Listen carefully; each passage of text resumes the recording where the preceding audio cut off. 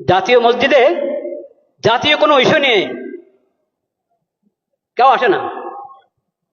জাতীয় মসজিদ, কিন্তু জাতীয় কোনো ইস্যু নিয়ে এখানে কোরআন সুন্নাহর আলোকে, শরীয়তের আলোকে এই বিষয়ে আমাদেরকে গাইড দেন, এই কথা বলার জন্য এখানে কেউ আসে না। আসে শুধু পানি পড়ার জন্য, আসে হুজুর দোয়া রাখেন, দোয়া করেন, এই কথার জন্য।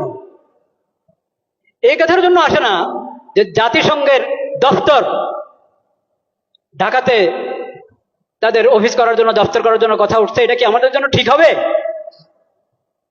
হুজুর কোরআন সুন্নাহর আলোকে একটু বলেন। এটা লালবাগ শাহী মসজিদের খতিবের কাছেও যায় নাই, চকবাজার শাহী মসজিদের খতিবের কাছেও যায় নাই, আন্দরকিল্লার খতিবের কাছেও যায় নাই, বয়তুল মোকাররম জাতীয় মসজিদের খতিবের কাছেও আসে নাই। কেন? আল্লাহ ইমাম এবং খতিবকে কেন ইমাম বানিয়েছেন এটা তারা জানেই না, বুঝেই না। একটা ধর্ম মন্ত্রণালয় আছে, ধর্ম মন্ত্রণালয়ের মধ্যে একজন আলেমকে বসানো হয়েছে, মাশাআল্লাহ, খুশির বিষয়, বিজ্ঞ আলেম, কোরআন সুন্নাহর আলেম। তো যে কোনো বিষয় দেশের প্রথমত ধর্ম মন্ত্রণালয় থেকে অনুমোদন নিতে হবে, ধর্মীয় দিক থেকে এখানে আপত্তি আছে কিনা, এই বিষয়ে ধর্মের নির্দেশনা কি, ওখান থেকে প্রথম অনুমোদন নাও, তারপরে অন্য ফয়সালা, অন্য মশওয়ারা।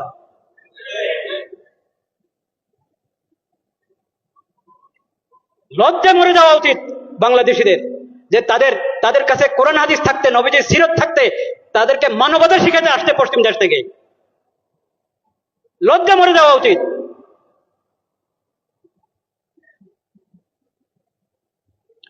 আমরা আল্লাহকে সাক্ষী রাখছি, আমরা এসব অপকর্মের সঙ্গে বিলকুল আমরা সম্পর্কযুক্ত না। আল্লাহ সাক্ষী, আমরা এই ধরনের সমস্ত কর্মকাণ্ড থেকে সম্পর্কহীন। কাকে এখানে পাঠাবে জাতিসংঘের পক্ষ থেকে? আবাসিক সমন্বয়কারী। ওই আবাসিক সমন্বয়কারী কি জানেন? সমকামী। বলেন নাউজুবিল্লাহ। এখন ওখান থেকে প্রস্তাব পাঠানো হয়েছে, এখান থেকে হ্যাঁ বলতে আর কতক্ষণ লাগবে আল্লাহ জানেন।